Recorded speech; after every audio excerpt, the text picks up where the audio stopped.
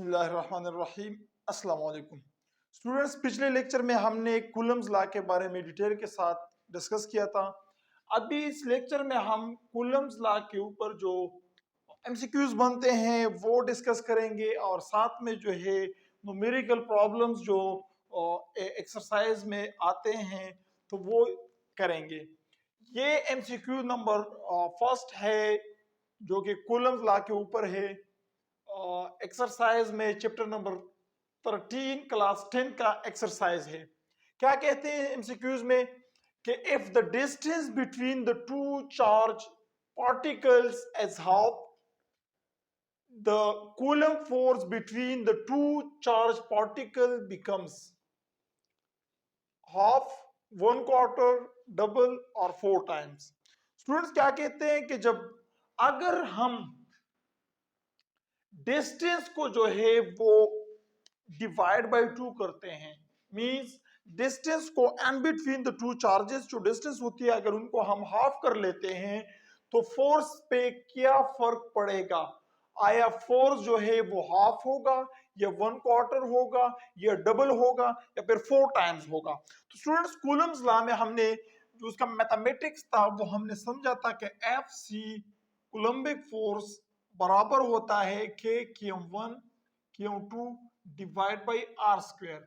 अब यहाँ पे इस क्वेश्चन में या इस एमसीक्यू में क्या कहते हैं कि अगर हम distance and between the charges वो हाफ कर लेते हैं, सपोज कोई एक चार्ज है यहाँ पे पड़ा है और दूसरा चार्ज यहाँ पे, तो इन दोनों के दरमियान जो आर है अगर इसको हम आर बाई 2 कर लेते हैं तो फोर्स के ऊपर क्या फर्क पड़ेगा?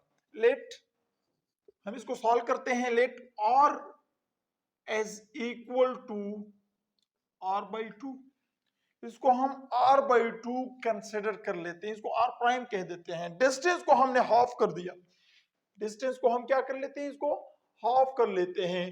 तो फोर्स जो है इलेक्ट्रोस्टैटिक फोर्स ये एफ प्राइम क्या बनेगा? तो यहां पे हम लगाते हैं K Q1 Q2 divide by R divide by 2, क्या बन जाएगा?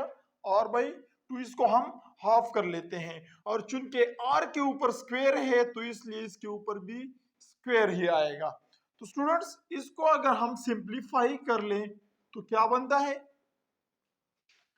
कूलम्बिक फोर्स बन जाएगा कि अपनी जगह Q1 Q2 और ये स्क्वायर हम हटा लें तो आर स्क्वायर डिवाइड बाई 4, 2 के ऊपर स्क्वायर आएगा तो ये 4 बन जाएगा और ये 4 जो है ऊपर जाएगा। मैथमेटिकल रूल्स को देखते हुए हम इसको ऊपर शिफ्ट कर लेते हैं, या हम सैम्पली अगर किसी को इसकी समझ ना आती हो तो हमने पढ़ा है कि F C coulombic force as equal to K Q1 Q2 divide by R square by 4 को अगर मैं इस तरह लिखूं divide by R square by 4, तो हमने पिछले क्लासेस में पढ़ा था कि इसको अगर क्या करते हैं, अगर इसको हमने सिंप्लीफाई करना हो या सॉल्व करना हो तो ये डिवीजन सैंपल को इसको हम मल्टीप्लिकेशन में चेंज कर लेते हैं और क्या करते हैं, इसको उल्टा कर लेते हैं तो आर स्क्वायर नीचे आएगा 4 ऊपर जाएगा, तो ये इस तरह से बन जाएगा। और 4 को इसके साथ मल्टीप्लाई कर ले तो कूलम्बिक फोर्स बन जाएगा 4 के Q1 Q2 divide by R square अपनी जगह आएगा। तो ये एफ सी प्राइम जो है हमारे पास बन जाता है 4 के Q1 Q2 और के Q1 Q2 divide by R square, ये बराबर है किस चीज की? ये एफ सी के बराबर है कूलम्ब फोर्स के। तो लिहाजा एफ कूलम्बिक फोर्स प्राइम जो है बन जाता है 4 टाइम्स ऑफ एफ सी, तो इसके 4 टाइम्स के बराबर हो जाता है। मतलब ये है कि अगर हम डिस्टेंस को हाफ कर लेंगे तो फोर्स कूलम्बिक फोर्स पे क्या असर पड़ेगा? वो 4 टाइम इंक्रीज होगा। क्यों ये 4 टाइम इंक्रीज होता है? क्योंकि कूलम्स लॉ जो है ये इनवर्स स्क्वायर लॉ है, ये डिस्टेंस के इनवर्स के स्क्वायर पे डिपेंड करता है। मतलब आर स्क्वायर जो है ये इनवर्स में आया है, डिनोमिनेटर में आया है, तो इसलिए अगर ये डबल होता है तो ये 4 टाइम डिक्रीज होगा, अगर ये 4 टाइम इंक्रीज होता है तो ये 16 टाइम डिक्रीज होगा, अगर ये हाफ हो जाता है तो इसमें जो है क्या होगा, इसमें अगर डिस्टेंस जो है हाफ हो जाता है तो ये 4 टाइम इसमें इंक्रीज आएगा, इसमें इंक्रीज इसमें डिक्रीज आएगा, इसमें डबल इंक्रीज तो इसमें 4 टाइम डिक्रीज, इसमें डबल डिक्रीज तो इसमें 4 टाइम इंक्रीज। तो इस तरीके से ये इसमें क्या आ जाता है, इसमें चेंजेस आएंगे।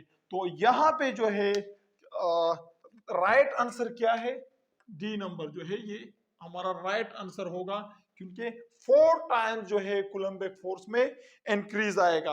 अब इसके ऊपर हम एक न्यूमेरिकल प्रॉब्लम करते हैं, तो आइए देखते हैं numerical problem.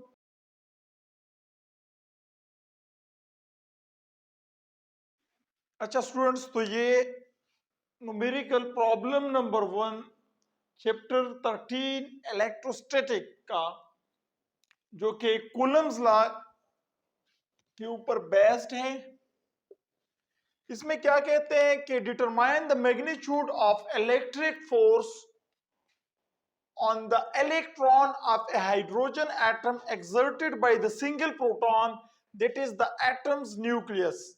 Assume the average distance between the electron and proton as or as equal to 5.3 into 10 raised to the power minus 11 meter, and charge on proton and electron as 1.6 into 10 raised to the power minus 19 coulomb. Students, बात करते हैं hydrogen atom की। क्या hydrogen atom के अंदर जो है एक प्रोटॉन है और उसके इर्द गिर्द शेल्स में एक इलेक्ट्रॉन है। ये सपोज इलेक्ट्रॉन है और यहाँ पे जो है एक प्रोटॉन है, तो दोनों के दरमियान इलेक्ट्रोस्टैटिक फोर्स कितनी होगी अगर ये दोनों एक दूसरे से फासले पर है 5.3 into 10 raised to the power minus 11 metre. अगर इन दोनों के दरमियान इनका जो रेडियस है वो 5.3 into 10 raised to the power minus 11 metre इनके दरमियान डिस्टेंस है, और दोनों के ऊपर चार्ज हमें पता भी है, यहाँ पे गिवन भी है कि वो 1.6 into 10 raised to the power minus 11 sorry minus 19 coulomb है। अगर इलेक्ट्रॉन है तो ये minus 1.6 into 10 raise to the power minus 19 coulomb होगा। अगर हम प्रोटॉन की बात करते हैं तो plus 1.6 into 10 raise to the power minus 19 coulomb होगा।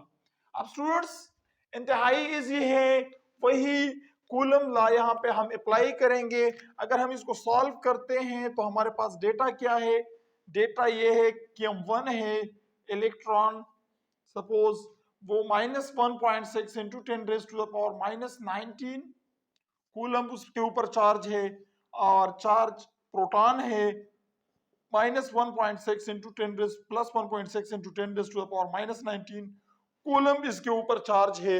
इसी तरह रेडियस गिवन है या डिस्टेंस गिवन है वो 5.3 and to 10 raise to the power minus 11 metre given है, और के अगर ये दोनों फ्री स्पेस में है तो 9 into 10 raise to the power 9 newton metre square per coulomb square. ये जो है हमारे पास के की वैल्यू है। अब क्या करते हैं, यहाँ पे जो मांगा गया है वो electrostatic force and between the proton और इलेक्ट्रॉन, इलेक्ट्रॉन और प्रोटॉन के दरमियान इलेक्ट्रोस्टैटिक फोर्स क्या होगा, तो कूलम लॉ हमें कहता है कि वो बराबर है के Q1 Q2 divide by are square के। अब सिंपली हम इस रिलेशन में क्या करते हैं, पुटिंग करते हैं डेटा की। हम इसमें सिंपली डेटा पुट करते हैं, और डेटा क्या है, डेटा वैसे भी गिवन है, तो के की वैल्यू पुट करते हैं। के की वैल्यू क्या है, एफ ई आएगा के की value 9 into 10 raise to the power 9 newton metre square per coulomb square, और इसको मल्टीप्लाई करते हैं। प्रोटॉन की का जो मैग्नीट्यूड है 1.6 into 10 raise to the power minus 19 coulomb है, इलेक्ट्रॉन का 1.6 into 10 raise to the power minus 19 coulomb है, और डिवाइड करते हैं रेडियस के ऊपर या डिस्टेंस के ऊपर, तो डिस्टेंस क्या गिवन है यहाँ पे 5.3 10 to 10⁻⁻11 मीटर। आर के ऊपर चूंकि यहाँ पे स्क्वायर है तो इसके ऊपर भी आएगा स्क्वायर। अब क्या करते हैं स्टूडेंट्स, इसके ऊपर चूंकि स्क्वायर है अगर हम ब्रैकेट हटा लेते हैं तो 5.3 के ऊपर अलग स्क्वायर आएगा और 11 को 2 के साथ हम मल्टीप्लाई करते हैं। प्रोडक्ट पावर लॉ के रूल से हम क्या करते हैं, इसके ऊपर ये जो पावर है और इन दोनों पावर्स को हम मल्टीप्लाई करते हैं। ऊपर के जो हमारे पास न्यूमेरिकल वैल्यूज हैं इनको आपस में मल्टीप्लाई करते हैं। 1.6 को 1.6 के साथ मल्टीप्लाई करते हैं तो इससे क्या आएगा, तो कूलम्बिक फोर्स हो बन जाएगा यहाँ पे के की वैल्यू इसी तरह मैं लिख देता हूँ 10⁹ Newton metre square per coulomb square. Multiply करते हैं 1.6 को 1.6 के साथ, इंतहाई आसान तरीका है, दोनों का पॉइंट हटा ले, 16 को 16 के साथ मल्टीप्लाई कर ले 256 आता है। और अब जो है पॉइंट लगा ले तो यहाँ पे 1 और 2 तो 2.56 n to 10⁻⁻19 10⁻⁻19। प्रोडक्ट लॉ हमें ये कहता है कि दोनों के पावर्स को क्या करते हैं, इनका सम लिख देते हैं पावर्स का और बेस 10 लगाते हैं तो -38 और कूलम को कूलम के साथ मल्टीप्लाई कर ले कूलम स्क्वायर बन जाता है। अब सेम इसी का करते हैं 53 के ऊपर स्क्वायर जब हम लगा लेते हैं तो पॉइंट को हटा के 53 को 53 के साथ मल्टीप्लाई करते हैं तो क्या आता है, इसको थोड़ा मैं यहाँ पे साइड पे कर लेता हूँ। 53 को सिंपली मल्टीप्लाई करते हैं, 53 को 3 3 are 9 3 5 are 15 और अगेन 3 5 are 15 5 5 are 25 और ये आ जाएगा 26 तो 9 10 और 7 2 2709 ये बन जाता है और यहाँ पे आएगा हमारे पास पॉइंट, तो ये 27 तकरीबन आ जाता है 0.09 n to 10⁻⁻11 है तो इसके ऊपर पावर आएगा तो -22 बन जाएगा। 11 को 2 के साथ सैम्पली मल्टीप्लाई कर ले। अब 9 को इसके साथ मल्टीप्लाई कर ले तो क्या आता है, इससे सैम्पली इससे आएगा 5 बचेगा और 9 5 are 45 और 5 0 आएगा, 9 2 are 18 और इसका 5 23 तो इससे 23.04 ऊपर आ जाता है। और पावर्स को क्या कर लेते हैं 10⁻⁹ को और 38 दोनों को इनका सम लिख लें तो क्या आएगा 10⁻38 से हम 9 को माइनस कर लेते हैं तो -29 बचता है। 10⁻⁻29 नीचे क्या आएगा, नीचे सिंपली 27.09 n to 10⁻⁻22। अब पावर्स ये इसको अगर हम ऊपर शिफ्ट कर लेते हैं तो क्या बचता है, ये ऊपर यहाँ पे ये प्लस हो जाएगा और -29 + 22 ये हमारे पास आएगा 23। इसको सिंपली राउंड ऑफ कर लें तो 23 ये बचता है n to 10⁻⁻29 + 22 जब ये ऊपर जाएगा तो ये +22 बन जाएगा तो ये सिंपली 10⁻7 बचता है और नीचे हमारे पास 27 आएगा। अब सिंपली 23 को डिवाइड कर ले 27 से, 23 को डिवाइड कर ले 27 से तो क्या बचता है, तो इससे जो हमारे पास क्या आएगा, सैम्पली जो आंसर है वो आ जाएगा